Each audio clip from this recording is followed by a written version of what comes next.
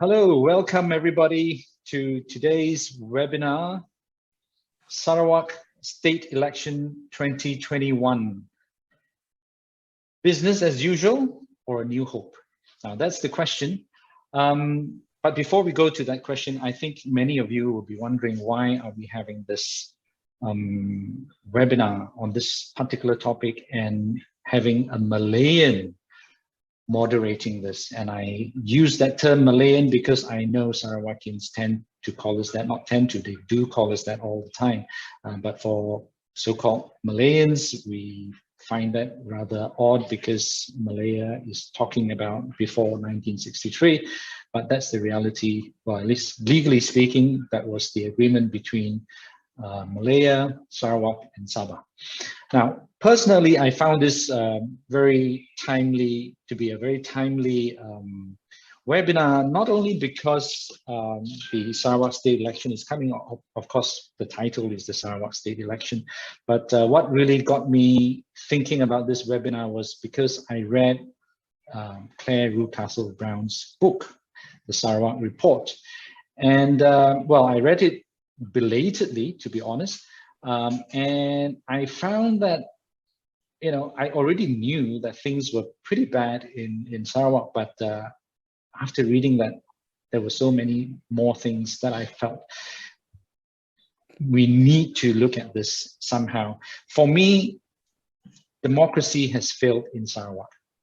We have what is, you know, someone who's seen as a kleptocrat who has been promoted from chief minister to the governor's position.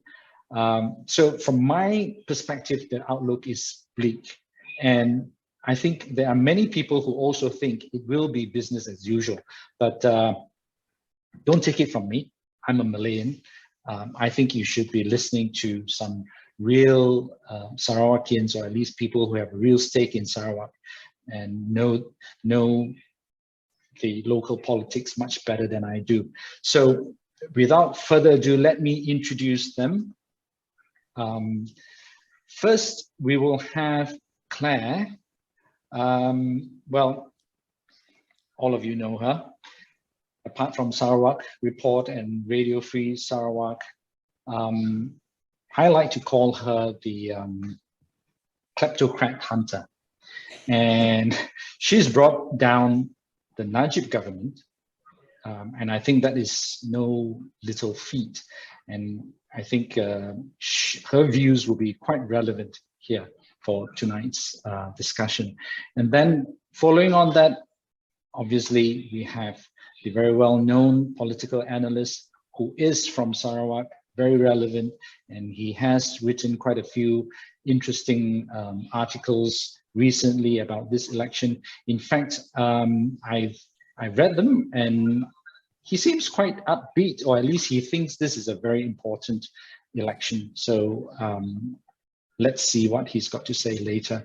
And then we've got Peter. Now, Peter may not be that well known to Malayans, but I think to the Orang Asal of Sarawak, he is a hero. He managed to stop the Sarawak government from going ahead with the Baram Dam, another mega dam, you know, during the last chief minister's tenure. And so it'll be very interesting for me, and I think for many others, to hear directly about the native perspective insofar as this election is concerned, or maybe even beyond. And lastly, we have Kenneth Chai. Kenneth Chai, to me, is very interesting is one word, but I would say he's very important. Why? Because I always feel that not only young people, but intelligent, capable people should get into Malaysian politics. We keep complaining about how the current politicians are not serving the people, are corrupt and whatever else, but very few get into the ring. But Kenneth is prepared to get into the ring. So I think we're going to have a very interesting discussion this evening. because we have some very real people, no just sound bites, no political speak. So right now, let's go and invite our guests. There you go. Welcome, lady and gentlemen. I must say, now I feel like the rose among the thorns. Well, usually it would be the woman, that would be Clare, but in this case, I'm a Malayan who don't know very much about Sarawak politics. So please forgive me if I say anything silly. On that note, let me go to James. I would like you to help us set the stage for this webinar. 2016, the previous Chief Minister, Adnan Sutton, he won a landslide election, 72 out of 82. But I understand that he also did, increase the number of seats and somehow maneuvered very cleverly, a spectacular win. But of course, a lot of things has happened since then. He passed away. Abang Jo took over in 2017, and then we had a new federal government in 2018, and then in 2020 that government fell, and since then we've had 2 new prime ministers. Does that have any bearing on this election at all, or is there something else that's going to have a bigger impact? What do you think, James? Good evening, and I'd like to welcome my fellow panelists. Thank you very much, Jonson, for your kind invitation to take part in this webinar. So let's start off with 2 watershed moments, recent moments. The first, as you mentioned, was 2016 when Adnan Sutton basically played on Sarawak nationalism, and he managed to win 72 out of 82 seats. Unfortunately, he died a year later, and he was replaced by Abang Johari, or Abang Jo, as he's widely known in Sarawak. The next watershed moment is 2018, when the Federal Barisan National Government fell to the Pakatan Harapan coalition. So at that particular moment, it was a watershed moment for a very simple reason that Sarawak Barisan Nasional instantly took the opportunity to break away from the Federal Barisan Nasional and rebranded themselves as a GPS coalition, essentially no change from the old Sarawak Barisan Nasional. So the GPS coalition consists of basically 4 political parties. The first one is called PBB. The easiest way to understand PBB is that PBB represent basically the Muslim vote in Sarawak, but they have a Dayak wing. So it's quite interesting. Although they represent the Muslim vote in Sarawak, they also have a substantial Dayak wing to that. The second largest party in the GPS is a party called SUPP, Sarawak United People's Party, but everyone in Sarawak calls them SUP. They supposedly represent Chinese interests, but they have some support within the Bidayu community. Then you have 2 very small parties. One is called PDP, and the other one called PRS. These 2 predominantly seek to represent the Dayak community in Sarawak. Now, when I talk about the Dayak community in Sarawak, this is a very loose term used to encompass all the indigenous groupings in Sarawak. As many of your viewers know, there's officially more than 26 groups. So the way to understand is that Dayaks in Sarawak is basically a term loosely used to describe all the indigenous non-Muslim groups in Sarawak. The moment they become a Muslim, then they'll be counted under what they call the triple N, Malay Melanau Muslim group, which is essentially seen as aligned with PPB. So that's the GPS setup. So basically where we're going today is that the unique thing about today's election is that for the very first time in living memory, we have 2 political parties, interestingly enough, 2 locally based political party. Single party has put up enough candidates in theory to take over the state government. Like I said, in living memory, no other political party has done this in the last 4 state elections. So in terms of the opposition, the easiest way to understand it is that they're basically divided into 2 groups. One is what they might call the Malaya affiliated opposition, and here we're referring basically to Pakatan Harapan. The Pakatan Harapan set up in Peninsular Malaysia is mirrored in Sarawak. You've got PKR, DAP, and Amanah. But in terms of election machinery, only DAP has a real election machinery. And in any case, it is my argument that Pakatan doesn't really exist in this election because all three of them are using their own logos and they're all launching, or therefore all launch their own manifesto. So that is the Malayan side of the opposition. On the local front, the two most important one that has been making the loudest noise, one is called Parti Bumi Kenyalang. This one is an interesting party because this party only has one item on its manifesto, which is that if it were to win government, it will take Sarawak on the path to independence. So the mantra is in the quest of independence. So only a single issue party. Now this party is interesting because before this, nobody actually believed that they could put up so many candidates. They end up putting 73 candidates, which is the second largest group after GPS. So PBK is also interesting because they were mired in controversy just 2 days ago when the party president was blocked very early on in the morning, supposedly by people from MACC. He was forced to go to MACC headquarters, and there were allegations that he was harassed. So that's PBK. The other interesting thing about PBK is, of course, as I mentioned, their one aim in life is to bring Sarawak to independence. And what is really interesting is that PBK will not be allowed to exist in any other state in Malaysia. If you were to try to set up a similar operation in Peninsular Malaysia, the state of Kelantan or Johor, where there's also strong state sentiments, I can guarantee that you will immediately be arrested. But in Sarawak, they're actually on the ballot paper. The other state opposition, which is interesting and worthwhile discussing, is a party called PSB. Now, PSB is interesting and people take it as a credible party. It's because it's led by a guy called Wong Sung Ko, who spent more than 30 years on the Sarawak Barisan national side. He's a very seasoned politician. He started his career back in 1991 when he was first elected, and he was the speaker of the Council Negeri, and later on he became a senior minister, serving under all the three chief ministers. Okay, James, the other reason...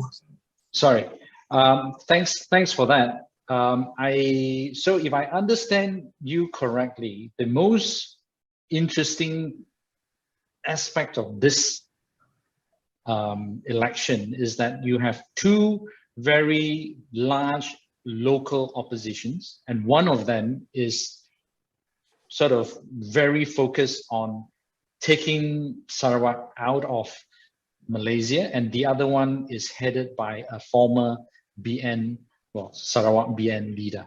Am I right? Yes. Yeah, okay. So now I would like to pivot to Clare and talk a little bit about the so-called Pakatan Harapan parties, or the Malayan opposition parties. This quote is from one of Sarawak Report's blog posts. Now, I'm not surprised that GPS was named, but also PKR in a negative way. So I'm wondering, given your knowledge of what has transpired all this while, what is your perspective like? You know, and why have you sort of put PKR down, so to speak? Can you just explain on what grounds, on what basis that article, what are you referring to? Okay, so sorry, I didn't realize that you can't see the screen. Okay, let me read it out to you. If Sarawakians could look beyond the GPS, bullying and the bribes to vote for PKR and the opposition's welfare and healthcare manifestos, the remaining resources of their beleaguered state could be channeled into making them comfortable, like the people of Brunei, instead of being subjugated by greedy outsiders in their own lands for a few ringgit and some cigarettes.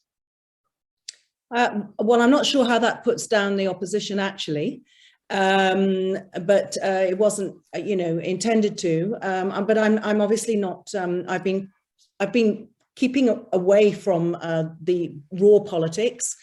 because I don't see that as being, the remit of my site. I've tended to look at, the more fundamental issues and corruption issues where the rules are being broken, and the purpose is to bring awareness. And you were talking about, whether we should be hopeful or whether it's more of the same. And James is hopeful in his expression that we're seeing what he sees as progress with these big local parties, big movements for the first time that, in theory could win. I rather believe actually that they're being allowed to operate because they haven't got a chance of winning. But I think the hope comes from this opportunity at least to bring greater awareness, not just to the people of Sarawak, but to the people of Malaysia. Because what you actually have, GPS has consolidated 50 years of mafia dictatorship over Sarawak, and they're using COVID as an added tool to manage these elections entirely in their own favour. They have the entire state apparatus. They've all the resources of the state in their hands. They've been traveling around using the civil service, abusing the state apparatus, implementing laws against others that are not implemented against themselves, and in terms of just going where they like, packing out polling stations as GPS headquarters, and all the rest, breaking the rules in every direction.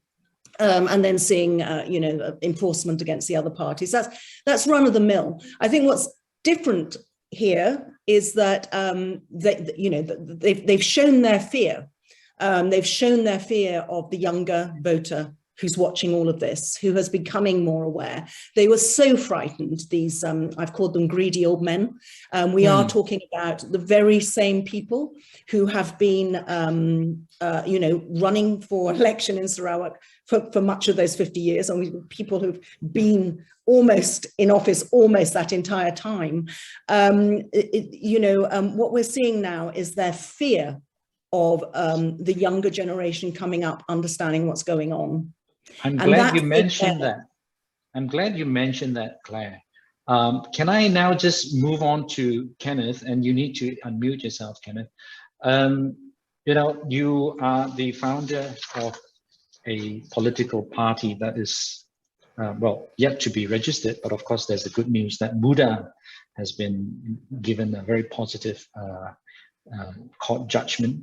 I think it was this morning, wasn't it? It was announced. But anyway, how do you see the young people, coming on to vote for the first time? Do you see them as supporters of opposition, or will they be pretty much like their parents and still vote for the establishment? What are your views? I agree with Claire actually. What he said, that I think there is a fear coming from the ruling coalition right now. It's evident that the date of the election is right before the gazette of the Undi 18, the 18-year-old. Both that and the automatic voters registration. A big bulk of the unregistered voters are actually in the youth. Youth, not like 18 to 20, but 21 to 35, like me. A lot of them are studying abroad or working abroad, and these are the youth who are, statistically more likely to be younger, urban, suburban, working class, with better access to balanced political information, who are likely to be casting their votes with more thought put into it. These are the young voters who have a stronger opinion when it comes to voting for in the upcoming elections. So, would you say that the people that have been disenfranchised, and there are two groups of people here, I think at least two. One would be the young, that is, because of Undi 18 or the new constitutional amendment. But the other group would be those that are not able to get back to Sarawak. Am I right? So you actually said that Sarawakians are disenfranchised by the timing of this election, and your prediction is that they will, whoever wins, they'll be elected by less than 30%. How do you come up with that figure? So I would even go further and say that there are many eligible voters next year who are directly and indirectly deprived of their rights to vote this Saturday.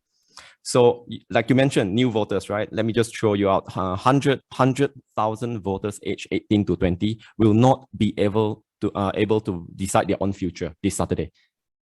If the election is next month, they will be able to. So how is that, fair?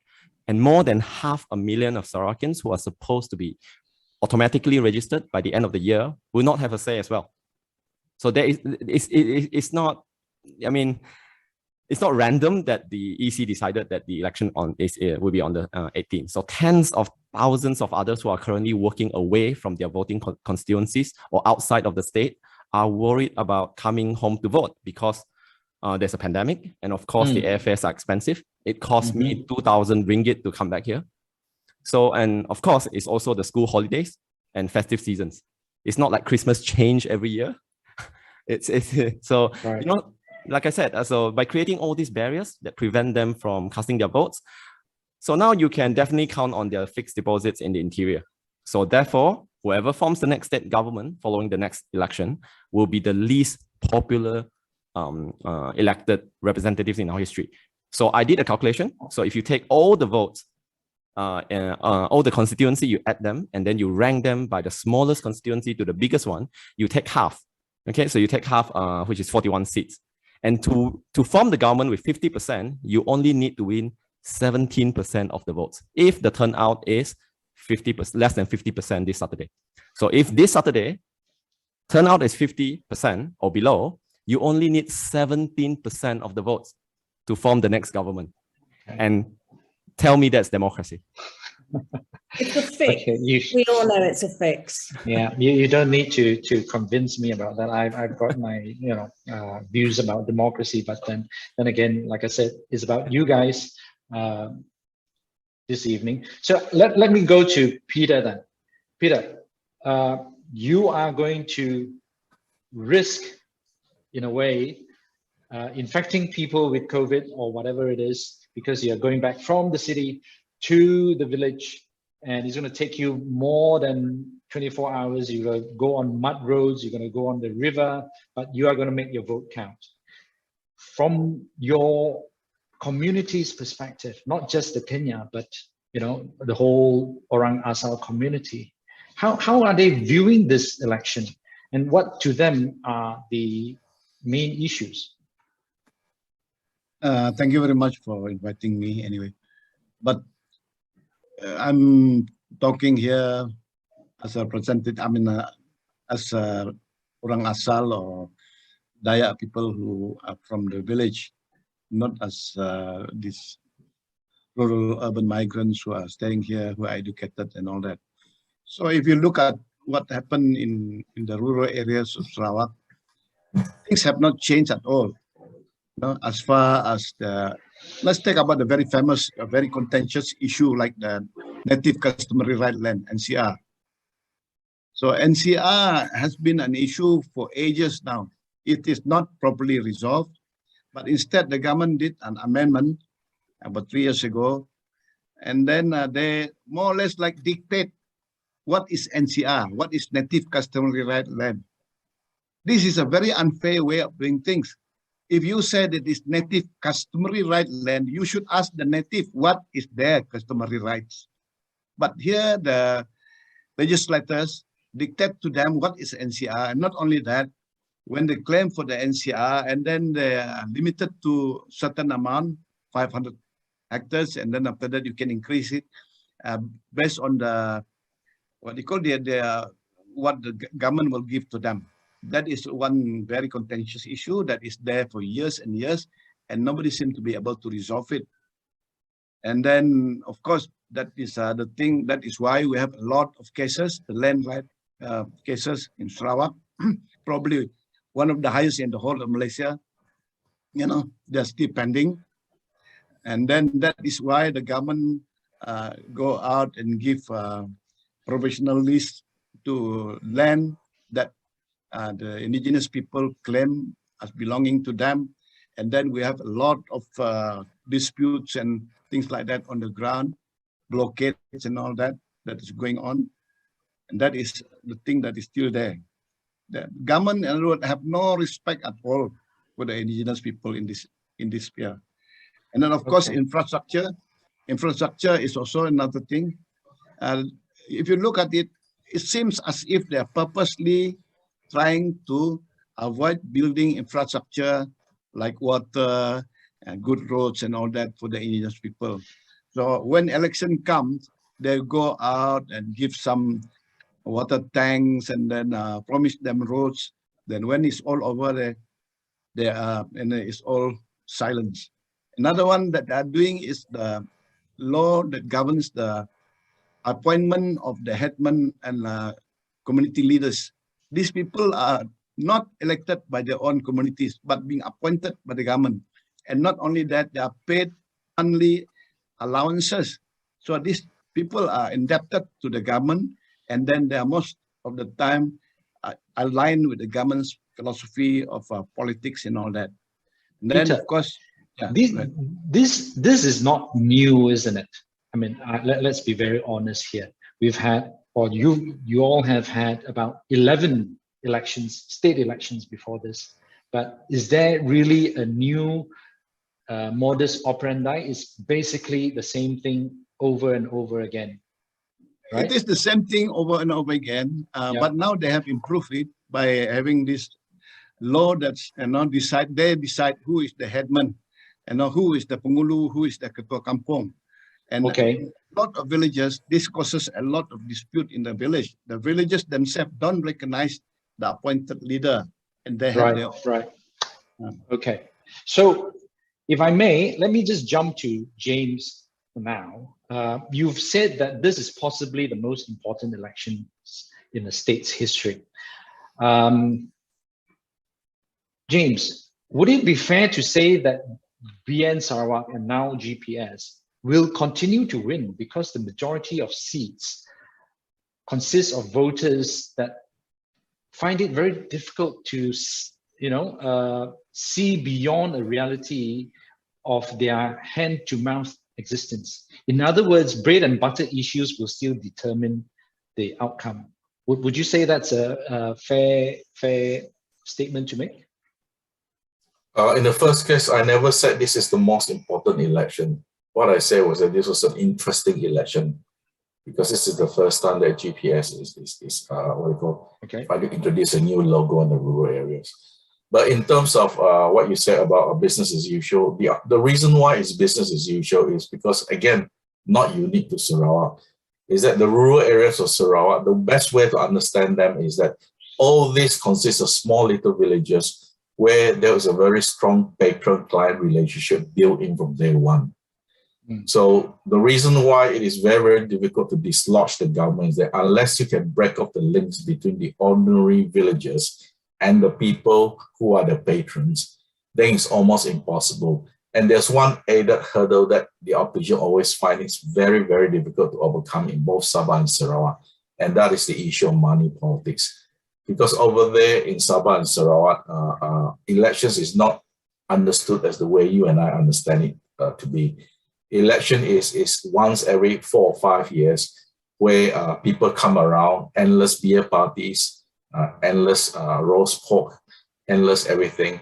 And it's really, and this year, I would say openly, this is the best Christmas they had for a very long time because the amount of money they're throwing at the billet will support them in 2 weeks' time when it's really Christmas. So unless you're able to break the patron-client relationship, it's very difficult. And I'll give you a very simple example.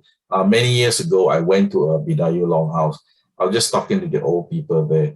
And what I realized that almost all of them go to the same person to see when they have a problem, like they cannot get their children in school, births or whatever it is. It's always the same people that deal with this issue. So that person was a mini patron, and that person reports through the sitting YB. So it goes all the way up to the very, very top in Sarawak politics. So unless you can break that pattern, it's very difficult to overthrow the government.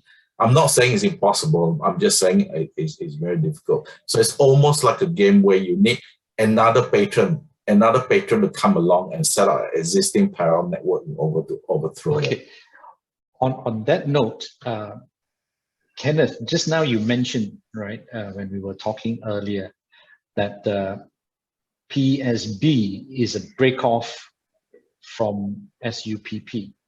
And on what James just said, unless you can break that pattern, you know, even if people voted for one of these so-called new, potentially big opposition that could be government, is it going to be more of the same? Or do you see any, you know, any strategic voters' decisions so that it can at least take away some of the government's, you know, dominance? What do you think? You're muted. I'm trying to frame in a way that I'm not trying to campaign right now. Okay. Okay. So you know, almost half of the Sarawakians are directly or indirectly employed or financially dependent on the government and GLCs here. Okay, so if you're in Sarawak, you ask 10 people, 5 people likely either work for the government or work for a company that's linked to the government, or they have family members working for one of the GLCs and government. So they're civil servants. So the other half are trying to survive actually. So when your next month paycheck is on the line, I don't think you'll be thinking about, you know, any courage to even change anything. So of course, the governments know this. We keep them like that for decades. So if you want to really ask me, the optimistic me of, you know, I started a political party, I must have a strategic plan, right? So if you want, if you give me like, you know, 2 minutes, I think our party only has one core principle, which is evidence-based policies. And decades of trickle-down economics is evidently not working anywhere. You know, as the top up there has a bucket, while people like us down here have paper cups at the bottom every 5 years. So if you get what I mean. So a bunch of us, 1,000 of us here in Sains believe that in the contrary, guaranteed monthly income to every deserving household and development will come to them naturally. So imagine one of the most interior communities in Sarawak, Julau, for example. So imagine this, every household receives 2,000 ringgit a month. Okay, don't call the police. I'm not promising anything. So you think the business wouldn't go there and try to earn that new extra disposable income?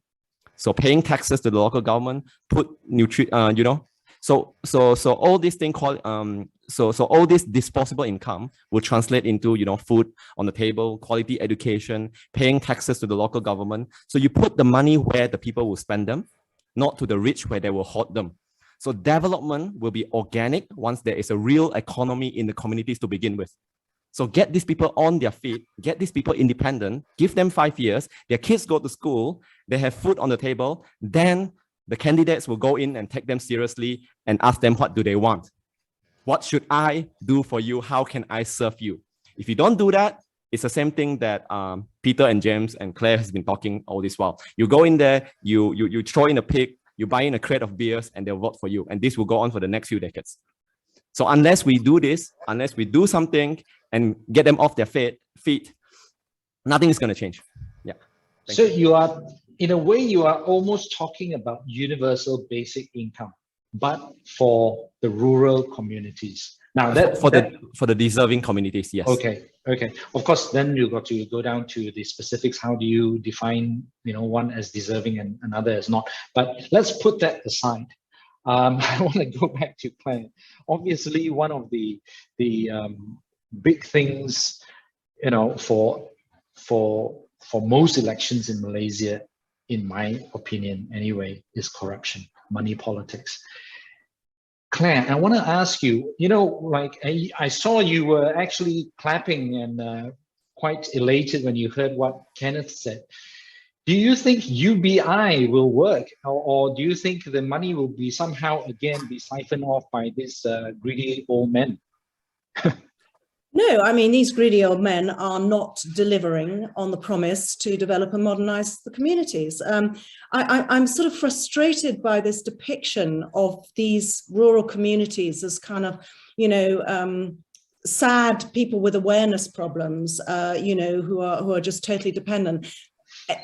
The reality is they are hostages in their communities. They are under a thugocracy. They've got no choice but to accept what these people give them.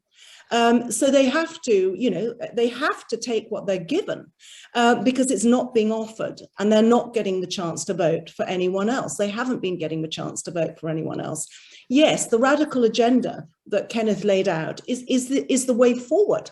You absolutely need a radical social agenda that redistributes income back to the people who actually own the resources that have been financing the ruling clique who has run Sarawak corruptly. And the awareness needs to come not to those benighted voters who are so easily swayed by a bowl of pork. It's actually to West Malaysians who need to understand that Sarawak hasn't got a hope of reform or decent government until West Malaysia enforces the law against the guys who are abusing power in Sarawak. There is no law enforcement against any of the abuses of power in Sarawak. Okay, let me stop you there. You said something quite interesting just now about how we view the villages as in not being aware, but in reality, they are actually trapped in the system. Now, I saw a couple of comments on YouTube chat, and I would like to ask your opinion, as well as maybe Peter after that, what you think. One says villagers are still sleeping, or rather is asking that question. And then someone else is saying the Dayak community is the largest by percentage by a mile, yet it's the minority interests that rule. Why can't the Dayaks organize themselves to be a force to be reckoned with? Right, well, here's two answers. I mean, when you have, the likes of Awang Tengah, reminding local villagers that if they do not vote GPS, then they will lose what little they get, because their candidate will be treated as an enemy, and by extension them, and they won't get the extra perks, the millions of ringgits that come to them via GPS voted members of parliament, as opposed to opposition. So voters are extorted. So they are being threatened. They are being threatened. Yeah. What little they get will be taken away from them if they don't vote GPS. And it's not just Awang Tengah locally who's saying that a non-GPS MP won't get what we know are,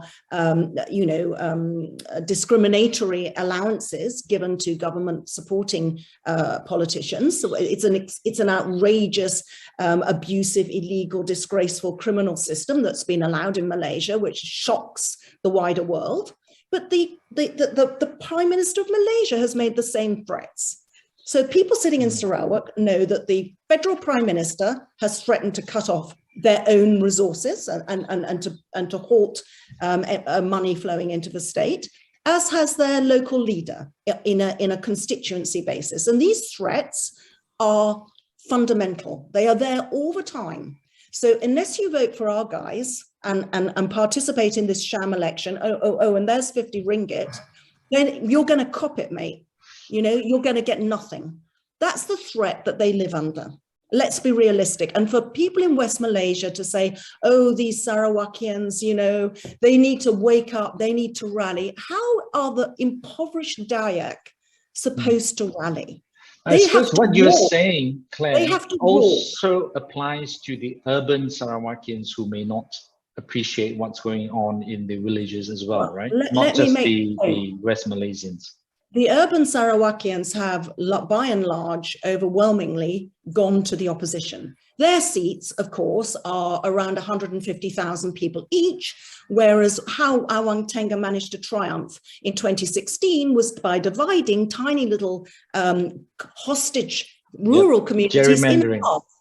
Massive, outrageous, disgraceful gerrymandering that the federal government needs to deal with.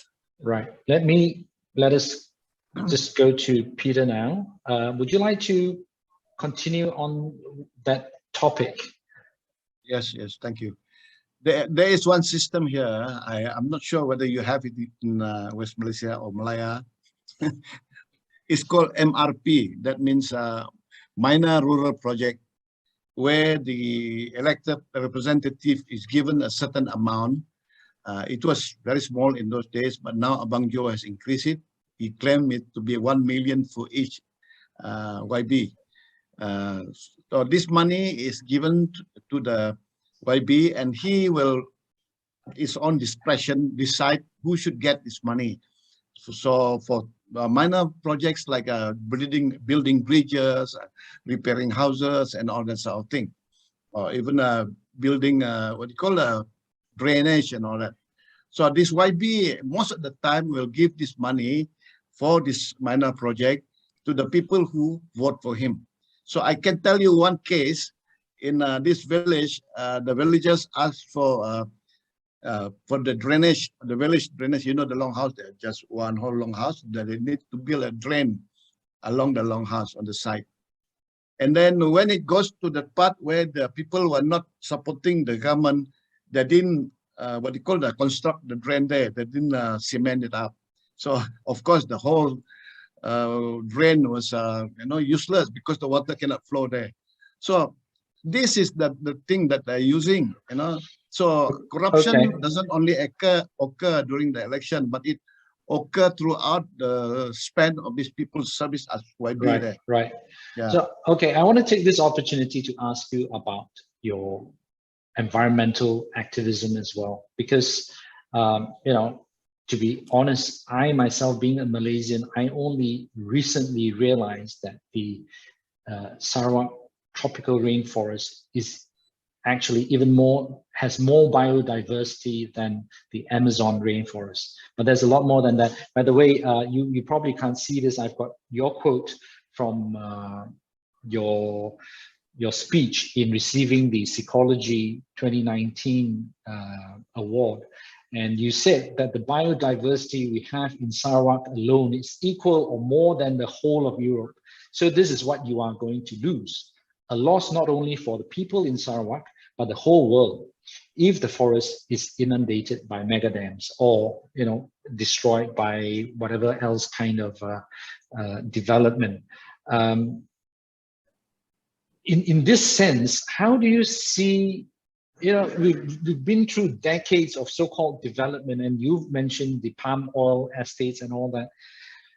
I think a lot of Malaysians don't realize that, and Clare has written about this as well. Probably more than 50% has already vanished.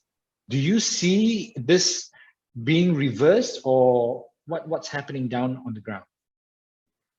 At the moment, we are fighting tooth and nail in order to protect the forest, But especially during this pandemic, they go unabated. The logging is going on happily and all that. And while we are being, controlled by the movement order and all that, we are even being sued, because we have spoken up for the people whose land are being encroached by this logging company. Yeah. So the chance of it coming back is only when the present government disappear from the horizon, the whole scene. Because on one hand, they're saying that they've stopped giving license. On the other hand, now they are giving out the so-called sustainable logging. They are trying to hide behind the certification. In fact, the practice on the ground is exactly the same. There is no change in approach in logging there. So it has to be stopped. But if we don't, if the policy is not changed, we will lose all that. That is my simple answer. All right, thanks. Kenneth, I think this is where we really need some bold policies when it comes to the environment as well. What is your take on it, or Sains Party's take on that?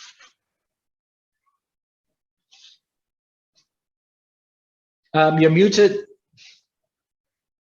Sorry. Yep. What was the question again? Is on sustainability? Yes, and the environment, and particularly Sarawak's very, very precious rainforest. Oh, well, you're referring to logging, right? I think it's a curse that we have so much resources on and above, which is the trees and underground, the resources, the minerals, and also our oil and gas. But then yes, it is.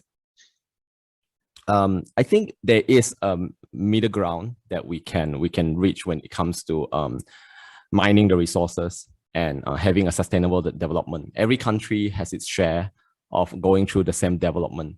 It's just that here, with just a population of 2.5 to 3 million, we have definitely plundered more than we ever needed.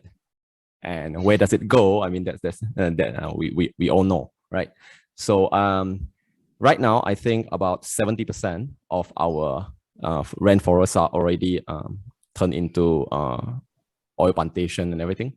And then right now, you can see, especially after the last administration, we have started to gain call for autonomy when it comes to mining our petroleum. So right now, that's why are young people aware of this? Young people Sarawak? in the urban, of course. I mean, whether Do they care? well, it's a big distraction, right? And right now we're all talking about a certain spectrum of independence. Some call on the other end you have secession, and the other on the opposite end they call it autonomy, Sarawak for Sarawakian. So they're all same in the same political distraction. It's working for both the incumbent and the opposition coalition right now. GPS is also doing the same thing, saying that we will return autonomy. We're going to have our own petroleum company. We're going to have our own airline. We're going to have our own LRT, MRT. These are all distractions. Okay, so basically you're saying that even if we have some of these new opposition parties taking over, they're still not really going to pay attention to the environment. No, what I mean distraction is not something that's not true on the ground. What I'm saying is that I don't think GPS is serious about all this autonomy and everything. I don't think they are. The last time when it was being trying to be amended in the parliament, they didn't agree to it.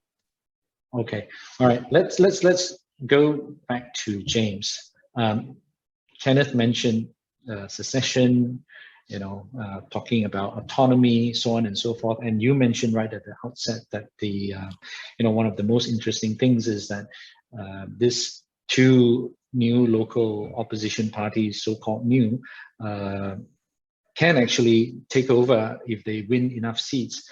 And one of them, PBK, is solely talking or fighting on this one ticket, i.e. road to independence. How real is that? And if I may rewind a little bit, because when I mentioned to people that Sarawakians are talking about secession, there was a Sarawakian that responded to me quite angrily, said we shouldn't be talking about secession. We should be talking about how to fix the imbalance in terms of distribution of resources between the federal, portion and the Sarawak portion. Is that the real issue, or is there something more at stake, James? So I think you need to understand that the so-called pro-independence spectrum is like a big tank. You have people who want full autonomy. You have people who say that you can go to the Council agree and do UDI, Universal Declaration of Independence. Then got people talk about referendum, and people say that you can just renegotiate Kuala Lumpur and pull out of the federation. I think what is happening on the ground is basically that this narrative is something that is very simple to understand. It's highly emotional. So it's very effective for politicians for all sides, both the government and the opposition side, to use this narrative. But this narrative by itself doesn't really swing any votes. You have to add it on to something else. So it is a sort of a very popular narrative that everyone wants to talk about, but nobody wants to talk about it in detail. But people do not vote according to just this narrative about whether they want to break away or what. It must be in conjunction with something else. So that's the reason why I don't believe that PBK will do very well in the state election. But they are the lightning rod for all these people to come around to provide a narrative that Sabah and Sarawak are unique. We have special rights in the federation. Either we get autonomy or the Malaysia agreement is invalid and we pull out. But in terms of the actual votes, I don't think they'll come close to anything close to the 73 candidates that they're actually standing in this election. In fact, I'm quite happy to go on public record here that the overwhelming majority of the candidates will actually lose the deposit.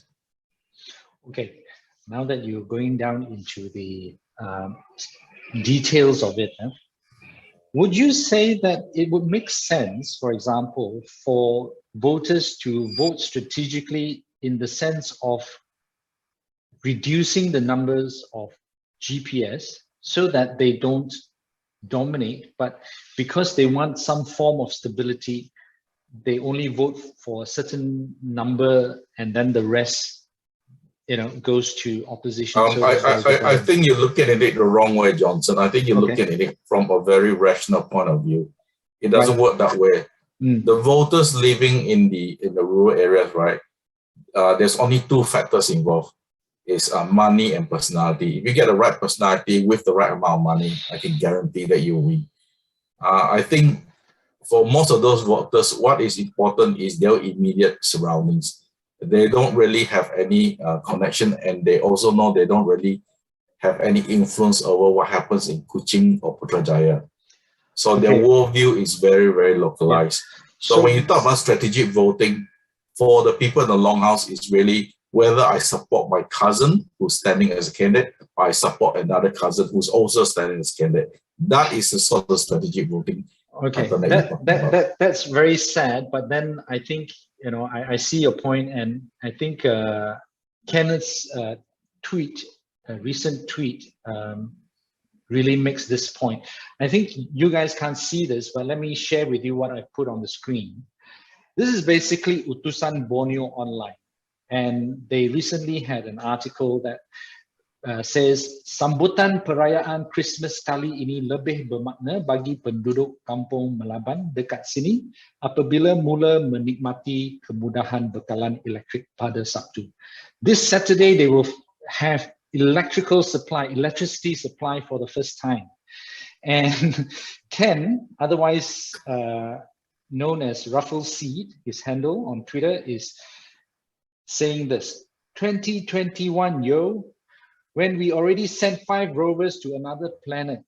And I get the point, and I've sort of emphasized this by locating where Limbang is. Limbang is, well, this kampung is near Limbang. And Limbang, if you look at the map, is just across the border from Brunei, from Bandar Sri Begawan. And yet we are still mired in this, total backward lack of development. And this drives home the point that it is about money politics. It is about, getting the right personalities. So in reality, James or Peter, if there is a sort of a revisiting of MA63 or autonomy or even secession, will that make a real difference? The answer is no. For your information, the MA63 amendments that was proposed by GPS was just passed just now. So now, interestingly enough, they have pulled the rug underneath PDK, because now they are the real champions of MA63, no longer all the other parties, because they managed to push it through, and Pakatan tried to do it in 2019 and were not able to do it. So you have an interesting dynamic. So that's the reason why I say everybody in Sarawak is a champion of MA63, but they cannot provide any details. Okay. All right. Yeah, Peter, go ahead. To me, this MA63 is a very old story. And then, well, I think it is good if we can reinstate it and respect it, and then do what it should be doing. But like what I said to you before we went on the air, yeah, the real culprit here in Sarawak is not the people from Malaya, okay? The people who are logging and destroying the forest, and with total disrespect for the indigenous people, our Sarawakian, the so-called Big Six.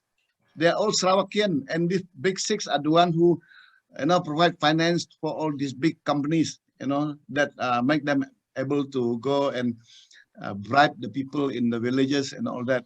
So MA63, it is good, but then I think we should try to recognize the elephant in the room first. These are the people. You look at the way they're doing it.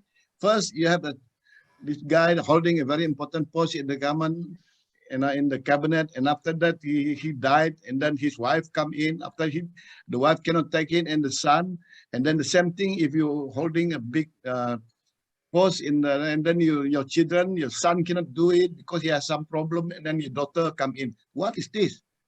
You know, this is because they're trying to protect themselves because all the things that they have done. You see? Okay, Peter, you mentioned the big six, and there is a viewer that has mentioned the big six as well. And he says, Sarawak, all big six is under white hair. And I think we all know who we are talking about here, right? And Kenneth is laughing. Kenneth, I vaguely recall having this conversation with you, and I am wondering whether PSB or personalities in PSB fall under the influence of this big six. I think you should ask me this when I'm out of Sarawak, right? Okay. So I'm happy to answer that. Oh, yes, please do, Claire. it's a symbiotic arrangement, actually. So who controls who? Taib is the one who is working with those companies, but he's also their patsy. He's also doing what they want in return for money. So I have no hesitation in saying that this is a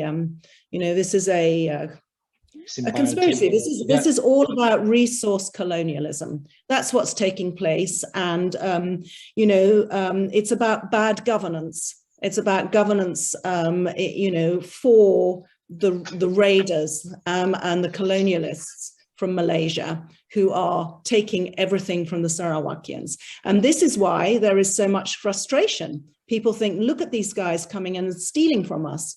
I agree with most of the other panelists. Independence is not necessarily going to be the answer. There's crooks in every society. You get an independent government that doesn't protect you from the crooks. And in fact, Malaysia's growing awareness is the opportunity to counter that. It's so nice, Jonson, that you've finally woken up to the fact that you have an environmental disaster that is at the door of the Malaysian government that has allowed the utter destruction of the most valuable rainforest on the planet. That's really nice that at least the educated elite are catching up with that in Malaysia. Let's hope we can get that wider awareness so that the population realize what's going on. Malaysians are good people. And when they realize what's going on in their name, managed by a handful of companies with patsy politicians running things for them and their own enrichment, that's when you'll start to see change. Yeah, don't forget, Jonson. Go ahead, Ken. PSB, right? A lot of people, there's a reason why they rebrand themselves. Okay, PSB started when, SUPP had, right after the chief minister changed. So Wong Sun Kor started an offshoot UPP, United People's Party, from SUPP. So they're actually a Chinese party at first. It was funded by timber corporations who are unhappy with the post-type state administration. So let's not forget they are UPP at first. Then they were very, very BN friendly. And then they worked together in not one, but two elections. So they signed an MOU in 2016 state elections. And also they won 5 seats. And then after that, in 2018, they signed another MOU to work together with BN as well. Let's not let Sarawakians not forget that. So after May 2018, PBB and their partners, after the loss, they formed GPS without UPP. And that is when they decided they should rebrand themselves as PSB right now. So if the branding is good, why rebrand it? You don't see Apple changing their name to Orange tomorrow, right? Okay, Just a divide. That's a good example. Okay, let me go to James then, and I'm now sharing a quote that was recently he said in an article on AsiaLink. This is a University of Melbourne's site, I suppose. And this is the conclusion to his article. Perhaps this is the time to look to Borneo for political innovation. Malayan politics may be mired in endless political tensions between the Malays and non-Malays. In Sarawak, they have chosen another way. In this sense, it's great that you don't have this Malay, non-Malay, or religious tension kind of thing. But although your article sort of concludes with quite a optimistic view, how do you see this playing out? And I'm sure this, if this is at all anything, if this is the dawn of a new hope, I think it's going to be a long time yet before we see any real changes, isn't it? All right. So let me just get it off up front that there's no new dawn in Sarawak. So basically, it's the musical chair among the existing political elites. This is about basically who gets to keep the office of the chief minister. And also, again, I'm not revealing a big secret, whether who's going to move up to the governor's chair in a very short while. Most people do not realize that appointments for governors is only for 5 years. There is a big restructuring happening in PBB at the present moment. Abanjo did not get a personal mandate. He became chief minister by accident because the previous guy died. So he's currently in the process of moving his own people in. So it's very much a game among the elites. Having said that, I think it's important. The reason why I wrote the article is because I was trying to convey a message that the important thing about Sarawak politics is that there is a key fundamental difference between the political culture of Sarawak and the political culture in Peninsular Malaysia. In that, in Sarawak, even though you have a PBB dominating all the other parties, there is a acceptance that everybody has a place under the sun in Sarawak. And having spent many years talking to politicians in Malaya, I can tell you that that sort of thing does not exist. On the Malayan side, it is very clear after interviewing many UMNO people, including the past people, there is a clear understanding that the Malayan political establishment is all Malay, all Islamic, and it's all about dominating the non-Malays. You do not have that sort of political culture in Sarawak yet. And I think that is a very positive thing because this means that everybody is given a place at the table. Of course, I agree with all the other panelists that one gets to eat a lot more compared to the rest, but at least you get a seat on the table. And I think this is where Sarawak offers something unique in the Malaysian system, which you don't find. Well, you've got a situation where the Malays are a total minority in Sarawak, so they obviously have to work through indigenous leaders, but it's only a small minority of them that get to sit at that table. It's still the elite sitting at the main table, right? Can I just say something? What Clare said is numerically is absolutely right. The Malay population in Sarawak is hovering around 6 to 7%, but that is not how the game is played. The game is played by the numbers game. What is unique about this election is that for the very first time, PBB can rule on their own because they're standing for 47 seats. This means that in practice, they can actually form their own government. But it is very clear when you talk to the top people, right? They say that we will never do that. We still want SUPP on the table. We still want PRS on the table, want PDP on the table. What I'm talking about is a certain mindset, which I do not find in Peninsular Malaysia. In Peninsular Malaysia, whether the non-Malays want to come to the table or not is really up to you. If you don't come, it really doesn't matter. But in Sarawak, it still makes a difference. And I think there is certain subtleties of Sarawak politics, which I think is very different from the political culture in Malaya. I tend to agree in the sense that there seems to be less racial or religious divide, but I think there is still a divide by other means, and I think that's the point that Claire was making. But Well, and you know, the current issue, I don't know whether this has come across in, I think it has come across to Sarawak as well. Even whether we use chopsticks and all that, you know, but that probably wouldn't come from a chief minister in Sarawak. But anyway, let's go to a specific question. And I think this one we'll need Peter to answer this, or at least I'll be very interested to see what Peter says.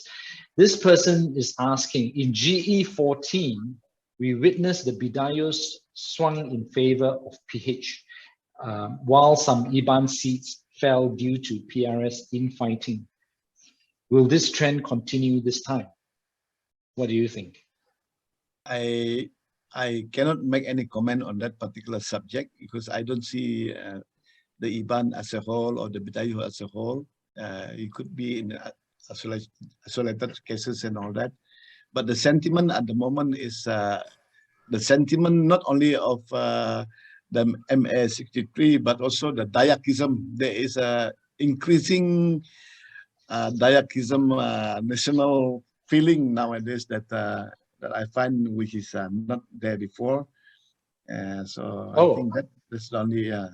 So you're saying there's now you see a movement of Dayakism on the ground, and does this movement support the existing parties, or is this more of a people's movement? In fact, now that you've mentioned that, I wanted to ask you this earlier, Peter. You've been very successful as an activist.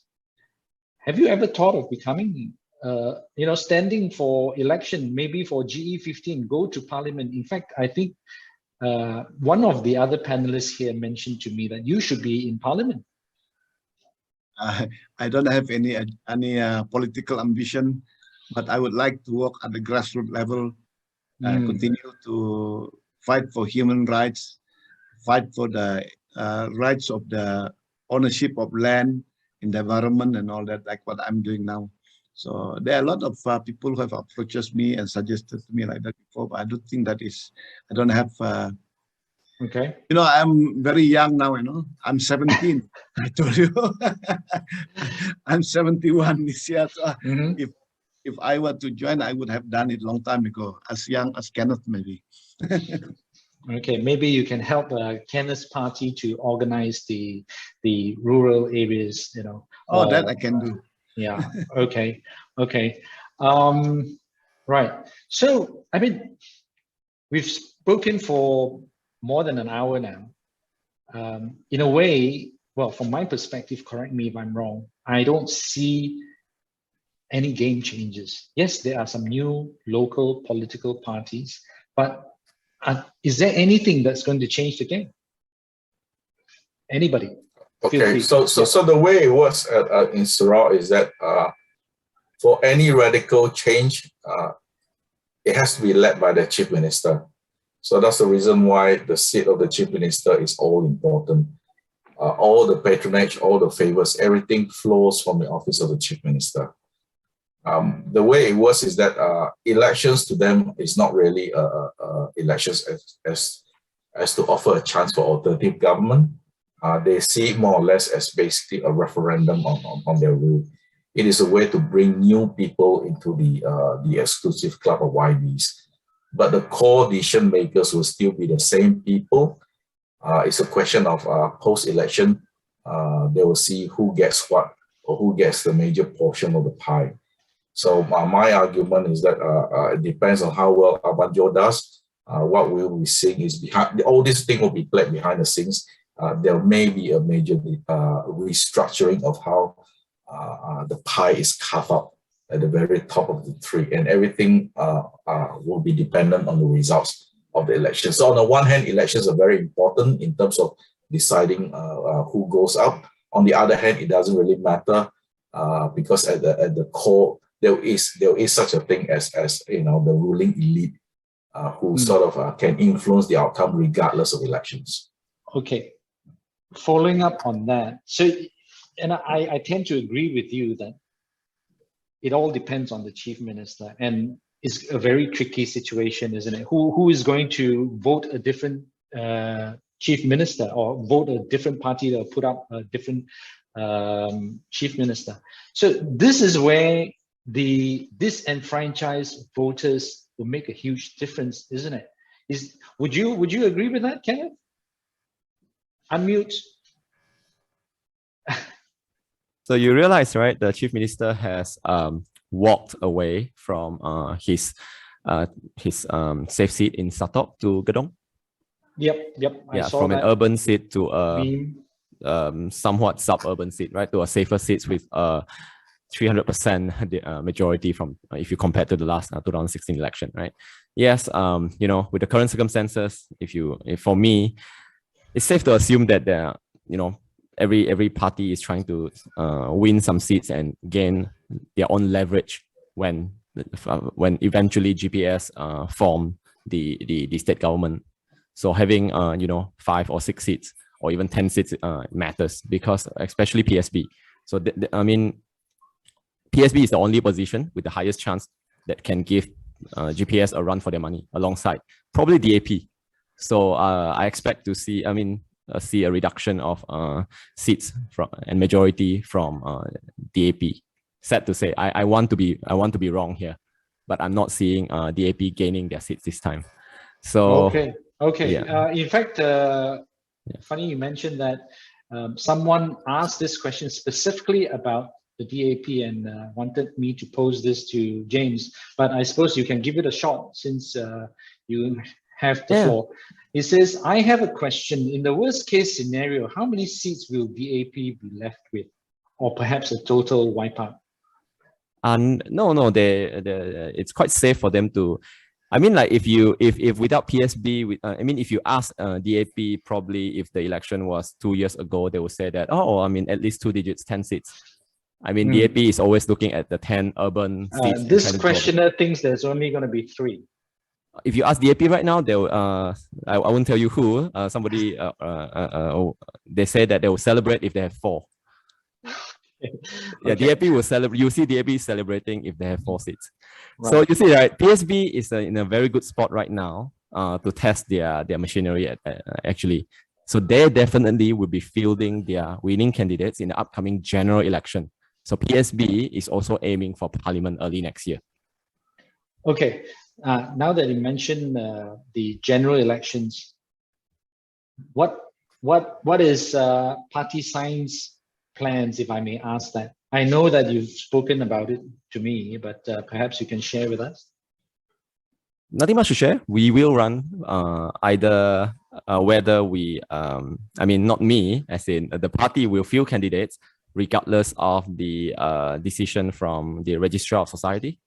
If it's not approved, we are registered, we're just not approved yet. If it's not approved, then we will contest as an independent. Right. Okay, back to that game changer question. I think I noticed, Clare, when the others were answering that, you didn't seem very pleased with the answers. What's your take on that? How do you see the game being changed in Sarawak politics? Well, we've all been spending the last hour and a bit discussing this situation as if there was a genuine political situation. There was a genuine election going on, that policies were relevant, or that there were genuine. For example, DAP's problem is that they have a fake opposition party that's been set up by and financed hugely by the timber barons who work with Taib Mahmood. Elections, as I, the one point you made, the elections are irrelevant. And there's no point talking politics. What we need is enforcement, law enforcement. You need abuses to be dealt with, criminal mismanagement and kleptocracy to be addressed. And these are actually federal duties. These are Malaysia's failings. These are the federal government's failings. I've spent a lot of time exposing the utter corruption and abuse of governance in Sarawak. The people who are running that country have not been winning elections for 50 years because of their policies or, clever tactics. They've been winning it because they have been abusing their power. Nobody's going to have a vote that's going to make any difference, if except to let them win. So that's what's got to happen. There has to be awareness of what's really going on, and West Malaysia, the federal government, together with the Borneo states, have got to start implementing the law. In that sense, Sarawak Report and Radio Free Sarawak has done a lot to raise awareness, and it's very obvious. I mean, the very fact that there was a change in federal government, first time in more than 60 years, that shows awareness makes a huge difference. But in Sarawak, gentlemen, how is that to be achieved? Because you have a huge electorate in the rural areas where it's very difficult to get to them, and then, as you have mentioned earlier, it's all being controlled by a system, by appointed hitmen. Is there a way to break through this very, very tough wall? The MACC should act against rogue politicians. They're not doing it. Yeah, but if they did, then electors would be given an opportunity to vote as they should be allowed to. Your point then points to the so-called independence of GPS. They are still friendly to UMNO or BN. They are still friendly to Perikatan or Bersatu.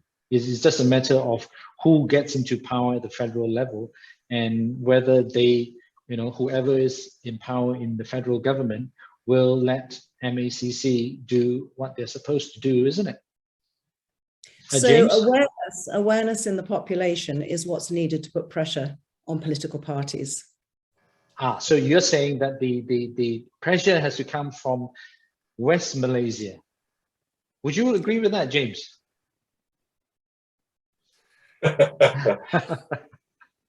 My problem is the MACC will be the last people asked to arrest or people for corruption. How should I put it? As I mentioned 2 days ago on Sunday, they were involved in a harassment of an opposition leader.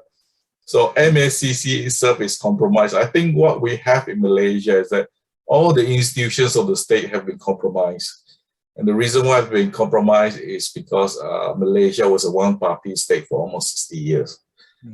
There's also a very toxic ideology from the West Malaysian side, which is Ketuhanan Melayu Islam. So there is a thing, that's also driving the levels of power on the other side.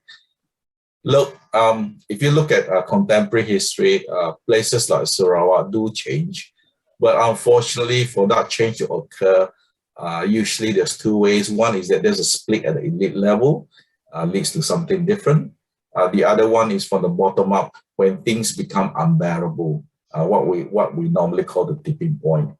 The reality is that Sarawak, under these two conditions, the split at the elite level, the tipping point, we're quite far from either one of these. Look, I think we are all in agreement here that there are lots of problems with Sarawak.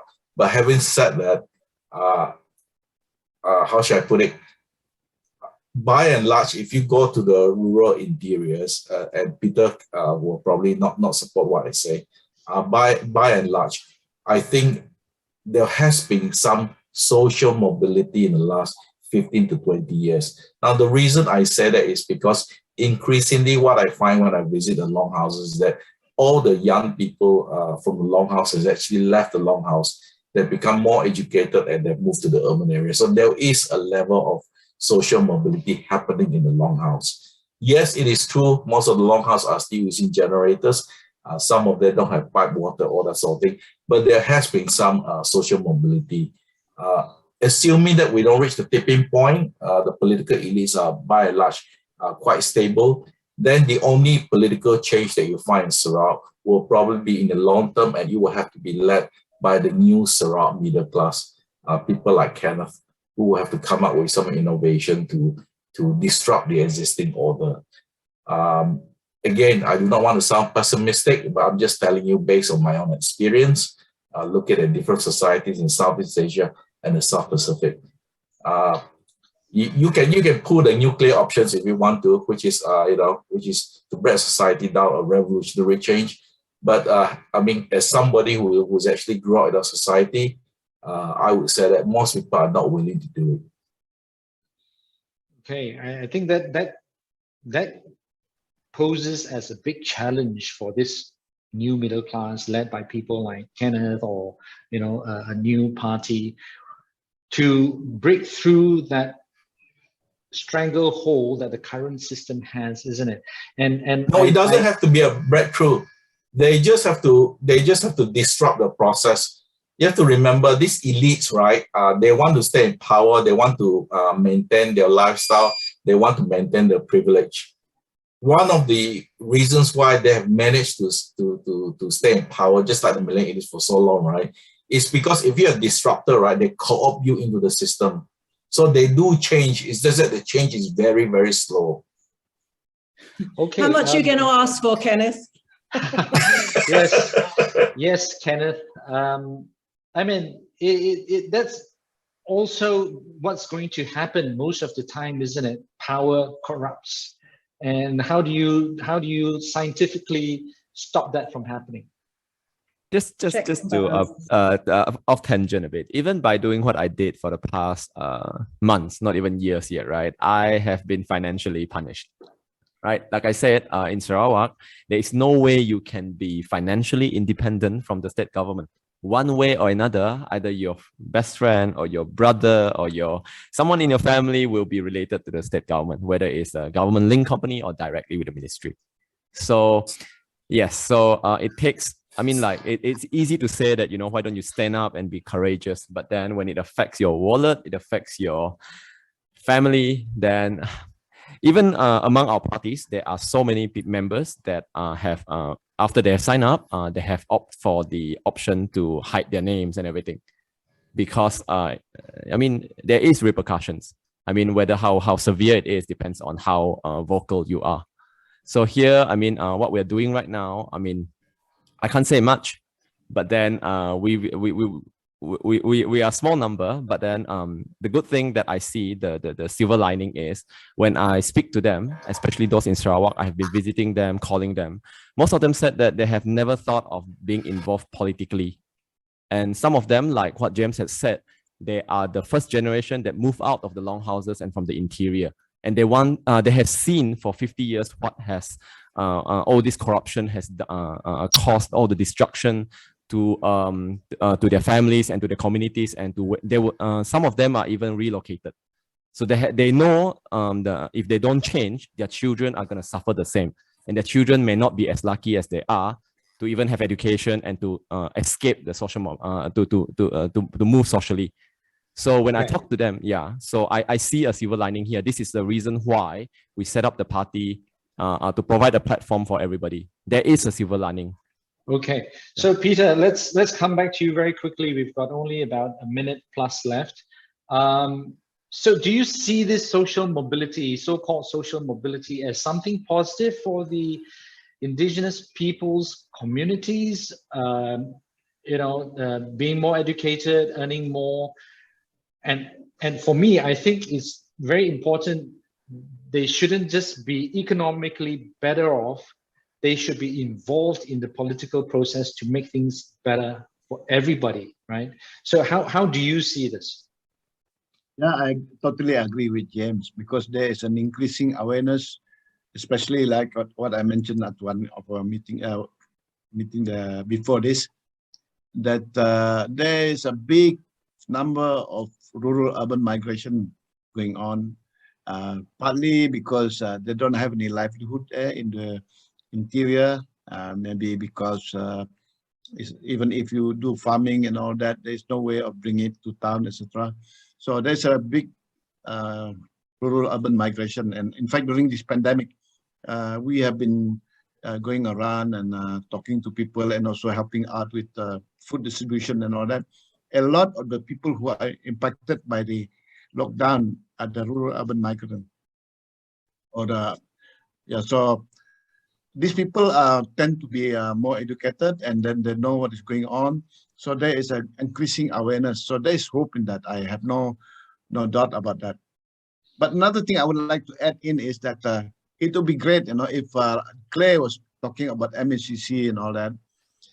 There is another factor that really is close to my heart, and that is the Suhakam, the people who should look after the human rights issues and all that. Suhakam should be given the right to prosecute, but now it is a toothless tiger. And of course, the machinery of the federal government has to work to like a professional, not backing the government of the day and all that sort of thing.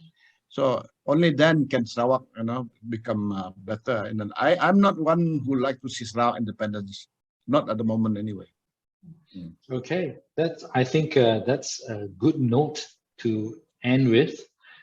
We still want to see a united Malaysia, but hopefully a clean one with no corruption, and where the environment is protected and the policies make sense.